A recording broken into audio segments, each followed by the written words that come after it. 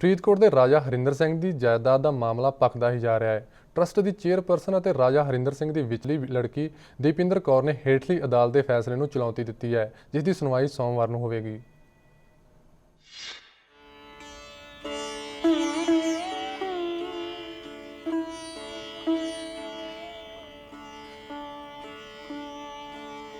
ਫਰੀਦਕੋਟ ਰਿਆਸਤ ਦੀ ਜਾਇਦਾਦ ਯਾਨੀ ਕਿ ਸਰ ਹਰਿੰਦਰ ਸਿੰਘ ਬਰਾੜ ਦੀ ਜਾਇਦਾਦ ਨਾਲ ਸੰਬੰਧਿਤ ਕਾਨੂੰਨੀ ਲੜਾਈ ਖਤਮ ਹੋਣ ਦਾ ਨਾਮ ਹੀ ਨਹੀਂ ਲੈ ਰਹੀ। ਸਰ ਹਰਿੰਦਰ ਸਿੰਘ ਵੱਲੋਂ ਬਣਾਏ ਗਏ ਮਹਾਰਾਵਲ ਖੇਵਾਜੀ ਟਰਸਟ ਨੇ ਚੰਡੀਗੜ੍ਹ ਦੀ ਇੱਕ ਅਦਾਲਤ ਵੱਲੋਂ ਸੁਣਾਏ ਗਏ ਫੈਸਲੇ ਨੂੰ ਚੁਣੌਤੀ ਦੇ ਦਿੱਤੀ ਹੈ। ਦੱਸ ਦਈਏ ਕਿ ਚੰਡੀਗੜ੍ਹ ਦੀ ਅਦਾਲਤ ਨੇ ਇਹ ਫੈਸਲਾ ਸੁਣਾਇਆ ਸੀ ਕਿ ਸਰ ਹਰਿੰਦਰ ਸਿੰਘ ਬਰਾੜ ਦੀ ਜਾਇਦਾਦ ਵਿੱਚ ਉਹਨਾਂ ਦੀ ਵੱਡੀ ਪੁੱਤਰੀ ਰਾਜਕੁਮਾਰੀ ਅੰਮ੍ਰਿਤ ਕੌਰ ਦਾ ਵੀ ਬਰਾਬਰ ਦਾ ਹੱਕ ਹੋਵੇਗਾ। खुद प्लेंटिफ ने जो एल्डेस्ट डॉटर है जिसने सूट फाइल किया था, she is relying upon one will of 1952 और ट्रायल कोर्ट ने भी उसके बारे में कहा कि देखो उस विल में कोई मिस्टेक नहीं, कोई कुछ नहीं, this is the will which is also registered. पर ट्रायल कोर्ट ने टोटली इग्नोर कर दिया कि वो विल जो खुद प्लेंटिफ रिलाई अपॉन कर रहा है, उस विल में भी she has been specifically excluded और उसमें बड़ा क्लियरली लिखा हुआ है कि मैं क्यों ये प्रॉपर्टी ये विल एक्सिक्यूट कर रहा हूँ। I do not want to leave any property in favor of her, and we are saying that in spite of this, the court has ignored and has decreed the suit. This is the foremost ground which I will say, without going into the validity or of the other will. Maharaja Khewaji trust ਦੀ chairperson ਅਤੇ ਰਾਜਾ ਦੀ ਛੋਟੀ ਲੜਕੀ ਰਾਜਕੁਮਾਰੀ ਦੀਪਇੰਦਰ ਕੌਰ ਮੁਤਾਬਕ ਹੇਠਲੀ ਅਦਾਲਤ ਵੱਲੋਂ ਜੋ ਫੈਸਲਾ ਸੁਣਾਇਆ ਗਿਆ ਹੈ ਉਹ ਬਿਲਕੁਲ ਗਲਤ ਹੈ, ਕਿਉਂਕਿ ਫੈਸਲੇ ਵਿੱਚ ਜੱਜ ਨੇ ਸਵਰਗਵਾਸੀ ਰਾਜਾ ਹਰਿੰਦਰ ਸਿੰਘ ਦੀ 1982 ਵਿੱਚ ਬਣਾਈ ਗਈ ਵਸੀਅਤ ਨੂੰ ਨਾ ਮੰਨਦੇ ਹੋਏ ਇਹ ਫੈਸਲਾ ਸੁਣਾਇਆ ਹੈ। ਟਰਸਟ ਮੁਤਾਬਿਕ ਰਾਜਾ ਵੱਲੋਂ 1952 ਵਿੱਚ ਵੀ ਇੱਕ ਵਸੀਅਤ ਬਣਾਈ ਗਈ ਸੀ ਅਤੇ ਰਜਿਸਟਰ ਕਰਵਾਈ ਗਈ ਸੀ, ਜਿਸ ਤੇ ਅਦਾਲਤ ਨੇ ਵਿਚਾਰ ਨਹੀਂ ਕੀਤਾ ਹੈ, ਜਿਸ ਤਹਿਤ ਰਾਜਾ ਨੇ ਆਪਣੀ ਵੱਡੀ ਪੁੱਤਰੀ ਨੂੰ ਜਾਇਦਾਦ ਦਾ ਕੋਈ ਵੀ ਹਿੱਸਾ ਨਾ ਦੇਣ ਦੀ ਇੱਛਾ ਪ੍ਰਗਟਾਈ ਹੈ।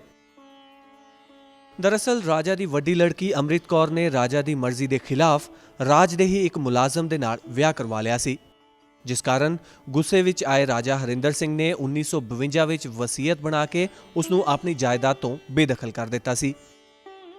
ਇਸ ਤੋਂ ਬਾਅਦ ਸਨ 1981 ਵਿੱਚ ਰਾਜਾ ਹਰਿੰਦਰ ਸਿੰਘ ਦੇ ਲੜਕੇ ਟਿੱਕਾ ਹਰਮੋਹਿੰਦਰ ਸਿੰਘ ਦੀ ਮੌਤ ਹੋ ਗਈ। ਫਿਰ ਸਨ 1982 ਵਿੱਚ ਰਾਜਾ ਨੇ ਇੱਕ ਟਰਸਟ ਸਥਾਪਿਤ ਕਰਕੇ ਵਿਚਲੀ ਲੜਕੀ ਦੀਪਇੰਦਰ ਕੌਰ ਨੂੰ ਟਰਸਟ ਦਾ ਚੇਅਰਪਰਸਨ ਬਣਾ ਦਿੱਤਾ, ਜਦਕਿ ਉਹਨਾਂ ਦੇ ਨਾਲ ਸਭ ਤੋਂ ਛੋਟੀ ਲੜਕੀ ਮਹੀਪਇੰਦਰ ਕੌਰ ਨੂੰ ਵੀ ਕੋ ਚੇਅਰਪਰਸਨ ਨਿਯੁਕਤ ਕੀਤਾ ਗਿਆ।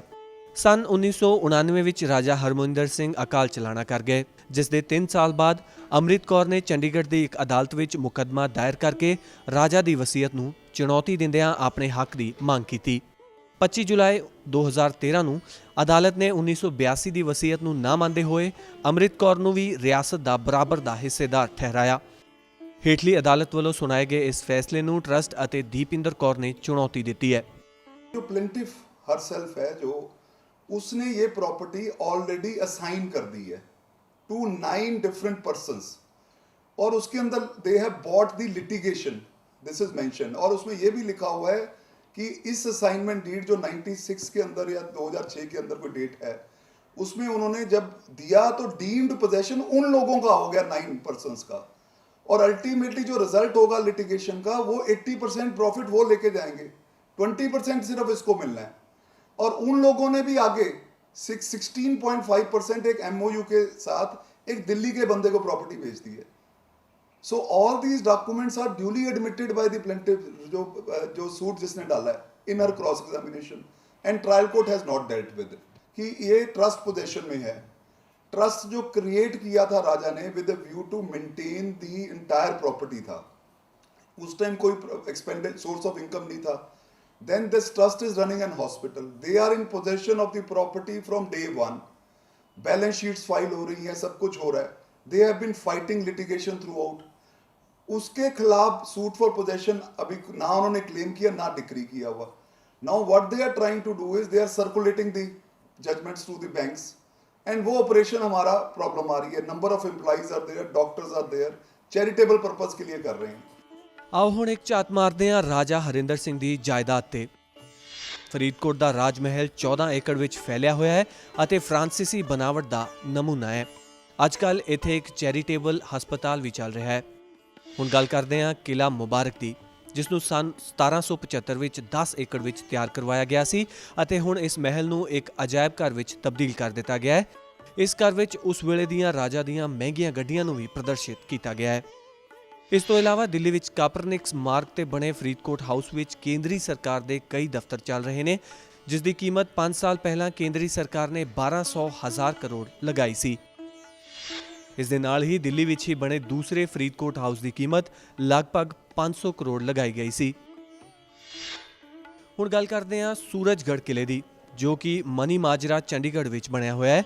ਇਹ ਕਿਲਾ ਲਗਭਗ 350 ਸਾਲ ਪੁਰਾਣਾ ਹੈ ਅਤੇ ਇਸ ਦੀ ਕੀਮਤ ਵੀ 250 ਕਰੋੜ ਰੁਪਏ ਦੇ ਕਰੀਬ ਦੱਸੀ ਜਾਂਦੀ ਹੈ। ਹੁਣ ਗੱਲ ਕਰਦੇ ਹਾਂ ਫਰੀਦਕੋਟ ਹਾਊਸ ਮਸ਼ੋਬਰਾ ਦੀ, ਜੋ ਕਿ ਲਗਭਗ 260 ਵੀਗੇ ਜ਼ਮੀਨ ਤੇ ਬਣਿਆ ਹੋਇਆ ਹੈ। ਸ਼ਿਮਲਾ ਨੇੜੇ ਬਣੇ ਇਸ ਫਰੀਦਕੋਟ ਹਾਊਸ ਵਿੱਚ ਪਹਿਲਾਂ 5 ਮਹਿਲ ਹੁੰਦੇ ਸਨ, ਜਿਨ੍ਹਾਂ ਵਿੱਚੋਂ 3 ਪ੍ਰਸਿੱਧ ਸ਼ੇਰਵੁੱਡ ਹਾਊਸ ਵੀ ਸ਼ਾਮਲ ਸਨ, ਪਰ ਭਿਆਨਕ ਅੱਗ ਲੱਗਣ ਦੇ ਕਾਰਨ ਉਹ ਤਿੰਨੋਂ ਬਰਬਾਦ ਹੋ ਗਏ। ਹੁਣ ਗੱਲ ਕਰਦੇ ਹਾਂ ਰਾਜਾ ਹਰਿੰਦਰ ਸਿੰਘ ਦੀਆਂ ਉਸ ਜ਼ਮਾਨੇ ਦੀਆਂ ਸ਼ਾਨਦਾਰ ਗੱਡੀਆਂ ਦੀ, ਜਿਸ ਵਿੱਚ 18 ਗੱਡੀਆਂ ਸ਼ਾਮਲ ਨੇ।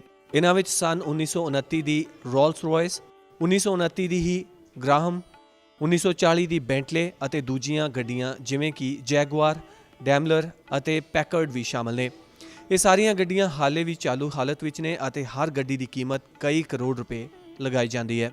ਹੁਣ ਵਾਰੀ ਹੈ ਸੋਨੇ ਅਤੇ ਜ਼ੇਵਰਾਤ ਦੀ, ਜਿਨ੍ਹਾਂ ਦੀ ਕੀਮਤ 500 ਕਰੋੜ ਰੁਪਏ ਲਗਾਈ ਗਈ ਹੈ। ਇਹਨਾਂ ਵਿੱਚ ਕੀਮਤੀ ਹਾਰ ਅਤੇ ਦੂਜੇ ਜ਼ੇਵਰਾਤ ਸ਼ਾਮਲ ਨੇ। ਇਹਨਾਂ ਵਿੱਚ ਰਾਜਾ ਦੀ ਕਲਗੀ ਵੀ ਸ਼ਾਮਲ ਹੈ, ਜਿਸ ਦੀ ਸਨ 1930 ਵਿੱਚ 1,20,000 ਕੀਮਤ ਸੀ। ਹੁਣ ਗੱਲ ਕਰਦੇ ਹਾਂ ਰਾਜਾ ਵੱਲੋਂ ਚੰਡੀਗੜ੍ਹ ਵਿੱਚ ਹੋਟਲ ਬਣਾਉਣ ਲਈ ਖਰੀਦੀ ਗਈ ਜ਼ਮੀਨ ਦੀ। ਚੰਡੀਗੜ੍ਹ ਦੇ ਸੈਕਟਰ 17 ਵਿੱਚ ਰਾਜਾ ਵੱਲੋਂ ਹੋਟਲ ਬਣਾਉਣ ਲਈ ਜ਼ਮੀਨ ਤਾਂ ਖਰੀਦੀ ਗਈ ਸੀ, ਪਰ ਪ੍ਰਸ਼ਾਸਨ ਨੇ ਇਸ ਦਾ ਨਿਰਮਾਣ ਨਾ ਕੀਤੇ ਜਾਣ ਕਾਰਨ ਜ਼ਮੀਨ ਦਾ ਕਬਜ਼ਾ ਵਾਪਸ ਲੈ ਲਿਆ ਹੈ, ਜਿਸ ਦਾ ਮੁਕੱਦਮਾ ਅੱਜ ਵੀ ਹਾਈ ਕੋਰਟ ਵਿੱਚ ਚੱਲ ਰਿਹਾ ਹੈ। ਹੁਣ ਗੱਲ ਕਰਦੇ ਹਾਂ ਫਰੀਦਕੋਟ ਦੇ ਹਵਾਈ ਅੱਡੇ ਦੀ, ਜੋ ਕਿ 200 ਏਕੜ ਜ਼ਮੀਨ ਤੇ ਫੈਲਿਆ ਹੋਇਆ ਹੈ।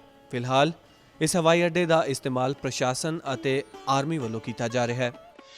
ਇਸ ਤੋਂ ਇਲਾਵਾ ਫਰੀਦਕੋਟ ਦੇ ਪਿੰਡ ਬੀਰ ਸਿੱਖਵਾਲ ਵਿੱਚ ਲਗਭਗ 1200 ਏਕੜ ਜ਼ਮੀਨ ਵੀ ਰਾਜਾ ਦੀ ਜਾਇਦਾਦ ਦਾ ਹਿੱਸਾ ਹੈ, ਜਿਸ ਨੂੰ ਫਿਲਹਾਲ ਪੰਜਾਬ ਖੇਤੀਬਾੜੀ ਯੂਨੀਵਰਸਿਟੀ ਆਪਣੇ ਖੋਜ ਕਾਰਜਾਂ ਲਈ ਵਰਤ ਰਹੀ ਹੈ। ਫਰੀਦਕੋਟ ਨਗਰ ਦੇ ਵਿੱਚੋਂ ਵਿੱਚ ਲਗਭਗ 78 ਏਕੜ ਜ਼ਮੀਨ ਵੀ ਰਾਜਾ ਦੀ ਜਾਇਦਾਦ ਦਾ ਇੱਕ ਹਿੱਸਾ ਹੈ, ਜਿਸ ਮੁਤਾਬਕ 4600 ਏਕੜ ਜ਼ਮੀਨ ਫਰੀਦਕੋਟ ਦੇ ਹੀ ਬੀਰ ਘੁਗਿਆਣਾ ਵਿੱਚ ਪੈਂਦੀ ਹੈ, 300 ਏਕੜ ਜ਼ਮੀਨ ਸਿੱਖਵਾਲ ਵਿੱਚ, 200 ਏਕੜ ਜ਼ਮੀਨ ਬੀਰ ਚਹਿਲ ਦੇ ਜੰਗਲਾਤ ਇਲਾਕੇ ਵਿੱਚ ਅਤੇ 300 ਏਕੜ ਜ਼ਮੀਨ ਫਰੀਦਕੋਟ ਵਿੱਚ। ਇਸ ਤੋਂ ਇਲਾਵਾ ਟਰਸਟ ਦੇ ਖਾਤੇ ਵਿੱਚ ਲਗਭਗ 23 ਕਰੋੜ ਰੁਪਏ ਨਗਦ ਨੇ। ਟਰਸਟ ਅਤੇ ਰਾਜਕੁਮਾਰੀ ਦੀਪਿੰਦਰ ਕੌਰ ਵੱਲੋਂ ਹੇਠਲੀ ਅਦਾਲਤ ਦੇ ਫੈਸਲੇ ਨੂੰ ਦਿੱਤੀ ਗਈ ਚੁਣੌਤੀ ਤੇ ਸੁਣਵਾਈ ਹੁਣ ਸੋਮਵਾਰ ਨੂੰ ਹੋਣੀ ਹੈ। ਹੁਣ ਦੇਖਣਾ ਇਹ ਹੋਏਗਾ ਕਿ ਇਹ ਕਾਨੂੰਨੀ ਲੜਾਈ ਹੋਰ ਕਿੰਨੀ ਦੇਰ ਹੱਕਦਾਰ ਵਾਰਸਾਂ ਨੂੰ ਉਹਨਾਂ ਦੀ ਜਾਇਦਾਦ ਤੋਂ ਦੂਰ ਰੱਖ ਪਾਉਂਦੀ ਹੈ। ਕੈਮਰਾਮੈਨ ਗਿਰੀਸ਼ ਦੁਰਗਾਪਾਲ ਅਤੇ ਪੱਤਰਕਾਰ ਸੰਜੇ ਮਹਿਤਾ ਦੇ ਨਾਲ ਸੁਪ੍ਰੀਤ ਸਿੰਘ ਕਾਲੋਂ, ਡੇ ਐਂਡ ਨਾਈਟ ਨਿਊਜ਼। ਖਬਰਾਂ ਦੀ ਦੁਨੀਆ ਵਿੱਚ ਆਓ, ਸਾਡੇ ਨਾਲ ਕਦੇ ਵੀ ਤੇ ਕਿਤੋਂ ਵੀ ਜੁੜੋ। ਆਪਾਂ ਮਿਲਾਂਗੇ ਫੇਸਬੁੱਕ ਤੇ, ਅਸੀਂ ਦਿਖਾਂਗੇ YouTube ਤੇ, ਸਾਨੂੰ ਫੋਲੋ ਕਰੋ ਟਵਿੱਟਰ ਤੇ। ਖਬਰਾਂ ਨਾਲ ਜੁੜੇ ਰਹੋ ਦਿਨ ਰਾਤ।